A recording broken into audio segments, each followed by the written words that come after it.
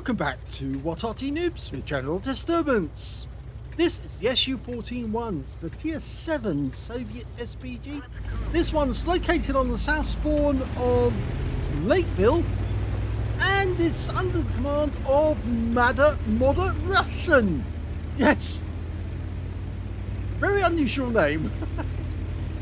Okay, let's see how he gets on. Now he's chosen to use the 152mm BR2 howitzer, which is it's less powerful. It's only got 600 alpha, 38mm pen, and 7.2 meters burst radius with a stun duration of 11.5 to 23 seconds. Well, I'm afraid yes, ModderRochen has actually got this habit doing exactly the same as some other players. He looks away after he shoots, which can be a bit annoying. Okay, well, next target looks like it's going to be the Shure MV7X. He's letting it dial in. He's rounds out, and yes, he does it again. It's so annoying if you can't see what actually happens to the shell when you fire it, because of course, if you fire it at a target that's unspotted or goes unspotted, you won't find out if you actually damage that tank, because if you look away, you won't see that the shell didn't explode, it just disappeared. Well, that time round he stayed around long enough to actually see that it didn't actually hit the target. Another mistake that ModderRochen is actually making in this game is he's moving backwards and forwards on the same spot. So he's just moving forwards to avoid counter battery, and then he's moving back into the same spot he was on. Well, if the enemy Arty is actually trying to kill you, they will aim for the same spot that they saw the shell come from in the last shot you fired, and that means they will aim directly for the spot that you are going back into reoccupy. So the answer to that is you have to change your position sideways, laterally, every shot, because if you don't, or if you give it a couple of shots and then move laterally, then there's a very good chance that the enemy Arty is going to work out exactly where you are and put a shell in. Now at the moment there doesn't appear to be any counter battery coming back in his direction, so he can keep focusing on these tanks, and he's not moving now, he's just staying in the same spot and firing. Rounds out. Again, now he's staying in and watching what's going on, so we can actually see these shells hitting the target and doing extreme damage. So he's finally getting into the routine. I kind of get the feeling the reason why he was looking away was because he didn't want to see the shot that killed him. Well, he's got his first kill, Shure MV7X. I should say as well, it's a tier 8 game with tier 7 tanks in it, so he's bottom tier. They're 3 up on the enemy, so they are doing well. Okay, he's loaded. Rounds out. Right onto the vehicle. Looks like it hit near the turret. T-34-3 is, well, he's a 2-shot at the moment.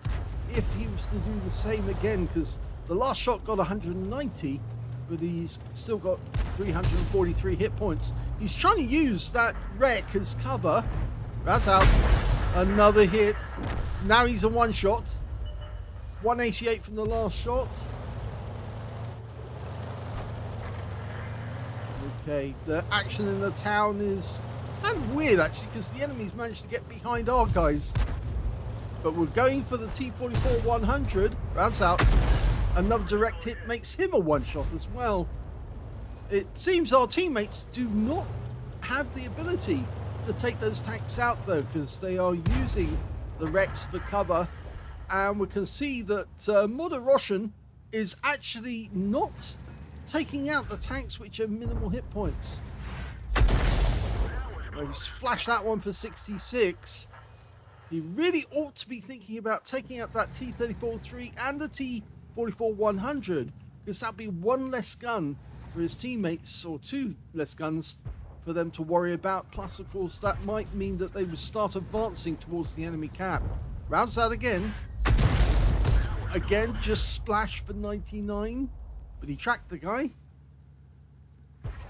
Trouble is, when they get tracked in that sort of position, it makes it very easy for that guy to sit there blasting away at the pass until his tracks come back. Okay, he's doing the same again. Rounds out. This should hit the turret. Yes, he did get it. 211 this time. And they just lost the T-44-100. It took our Centurion 1 a little while to do it, but he's finally got rid of it. We can't see the T-34-3, but I guess he's just down at the bottom of the pass, and he's waiting for our guys to come through before he opens fire. That AMX M449, he's not a happy bunny. In fact, the T-34-3 has turned up. Very low hit points, and he's trying to find cover. Oh, that was a bit of a boo-boo by the AMX M449 because he got spotted. As he was crossing, he was side on, and the shell just went straight in. At least we're getting some stun assist. Now, everything that's going on in the town at the moment, well, kind of odd because the SU-130PM is our only vehicle in the town, but we do have tanks on the Lake Road. He's trying to get an angle to shoot at the T-34-3. Let it settle first. Let the aim dial in. That's what that thing on the right of the screen, by the way, does. Oh, he killed the T-34-3 with splash. Yes, we do have an aim timer, which you can see. It's just to the right of the reticule.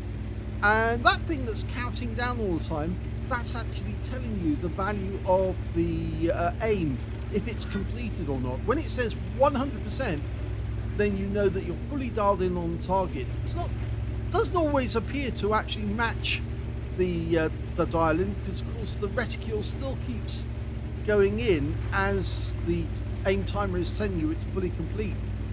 But so it's worth using it as a guide, not as a matter of fact, a statement of fact. Now it is a bit of a risk going to this position, but what he's going to try and do is hit that G-Saw and the Lorraine 40 ton, which are over by the east side of the map down at the south end. Our guys have reached the cap area. Hopefully one of them will get in the cap, which will force the enemy to actually come across and try and reset the cap. And when they do, then they'll make themselves visible and we can hit them. Oh, now that's annoying. We've just lost the SU-130PM to their E25. And the bad news about that is that if he decides to head in our direction, we could actually end up getting a nasty result.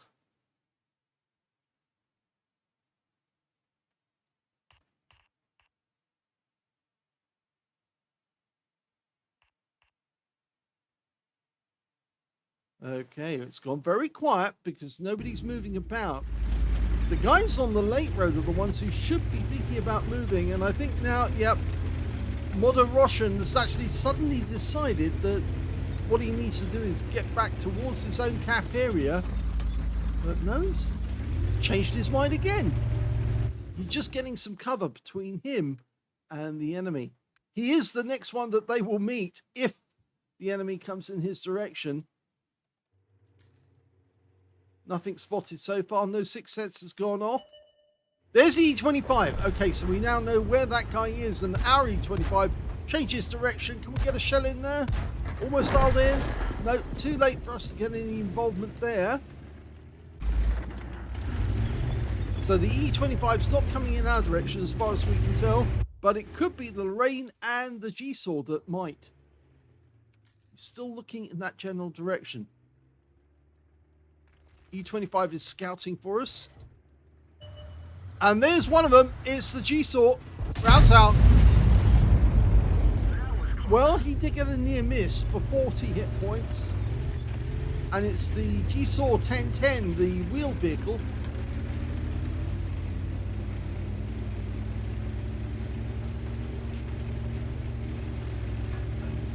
Now, the good news is we do have two players in the cap area. The Lorraine's coming to sight. Okay, there he is. Can we get the shell between the buildings? Not yet, not fully dialed in, but now I think we can fire. He's left it just a second. I think he left that one a little too late. I think the Lorraine would have pulled back and then pulled forward directly after that. And so he missed out on a chance.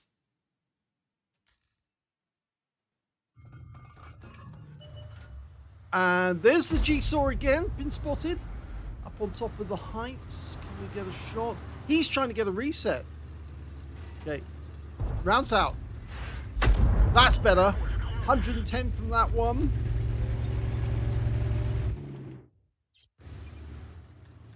We did get some stun assists as well. The Lorraine's still there. Unfortunately, we've lost another player. The Lorraine 40-ton just took out a T69, and now we've got nobody in the cap.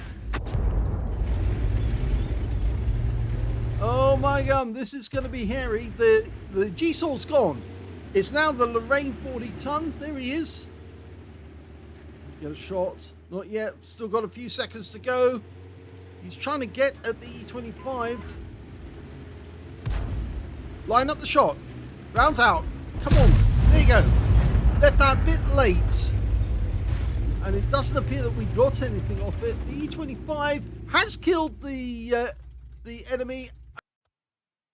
Well, there's a very confusing end to that battle. What actually happened was that ModderRochen actually fired his shell. It hit the E25 just after he'd killed the Lorraine 40-ton. So, yes, I think he was trying to put enough lead on the Lorraine 40-ton, but instead the Lorraine 40-ton didn't receive the shell. The E25 did instead. But it didn't stop them winning the game. The E25 did get the final kill. And, of course, they won the game. But let's have a look at the results. And we can see it was the first ace tanker for ModderRochen in the SU-14-1. He also got a bruiser medal for getting at least 5 critical hits. In fact, he got 9. And his win rate from the game, 4,498, which is Super Unicum standard. Let's have a look at team score. Well, he didn't get the highest damage in the game. No, that actually went to the Lorraine 40-ton on the enemy team, who picked up a high-caliber Top Gun and the Defender for 4,044 hit points of damage. Second highest damage went to the GeForce 1010, who managed to get a Confederate and 2,863 hit points of damage. And third was the T-44-100, the guy who was actually in the pass. He got 2,789 hit points of damage. So the first, second, and third on damage were on the enemy team. When it came to ModderRochen, he was actually 2,366 hit points of damage and actually in 5th place overall. Excuse me. He was beaten by the Progetto 46, who also got a tank sniper in that game. When it came to kills, though, it was the Lorraine 40-ton. He got 6 kills. 3 kills went to the Progetto 46 on our team. 2 kills went to ModderRochen, to the T26E4 Pershing, the E25, the SU-130 PM, and on the enemy team, their T-44-100 and their E25.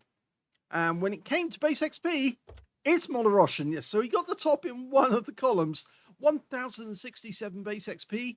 The next highest being the E25 getting 938, and the third being the Super Pershing getting 899.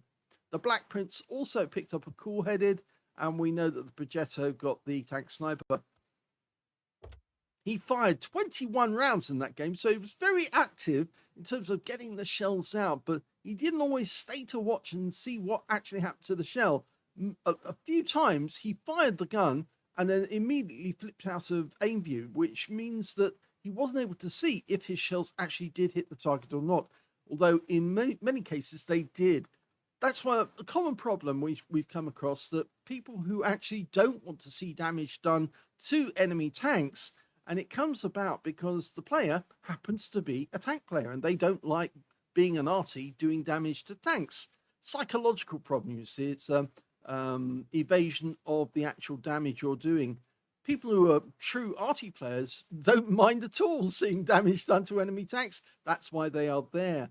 So, yes, it is a common psychological problem. Just as tank drivers don't like Arty players because they can't fire back at them every time they get hit by one.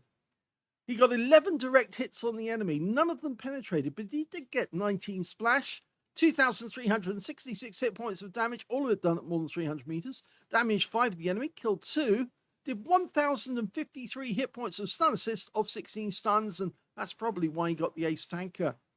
On a premium account, he actually made a profit of 30,807 credits from the game, 30 bonds because it was a mission achievement, and 5,602 experience points as well. So it wasn't a total loss. He actually says sehr schön, which is very good. I'd say that it was a good performance, but he wasn't watching a lot where the shells were going, and so he needs to correct that.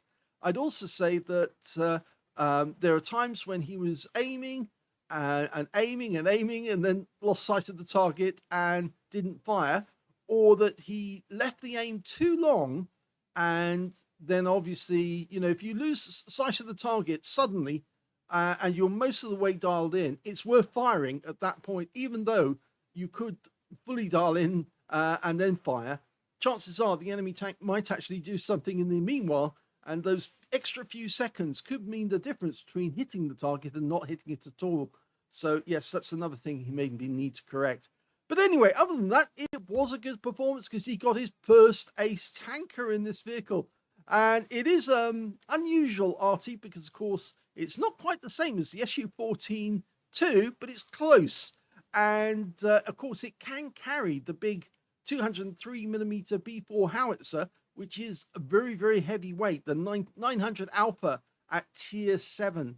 But of course now this RT has been relegated to the collector's panel, so you won't see it on the tech tree. Instead, you'll see the S51, which has the same howitzers. So you either get a choice. You can either play the S51 or you can play the SU-14-1, although as a collector's tab, you can't use that on the tech tree to advance to the school bus, the SU-14-2.